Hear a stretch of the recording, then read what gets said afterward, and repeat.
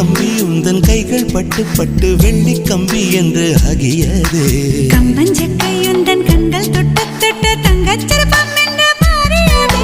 ஜன்னல் கம்பி உந்தன் கைகள் பட்டு பட்டு வெள்ளி கம்பி என்று ஆகியது.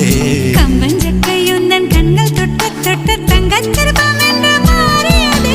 பூக்கும் புன்னகையாலே என் தோள்கள் ரெக்கைகளாக, நாக்கு உன் பெயர் கூற என் நாள்கள் சக்கரையாக.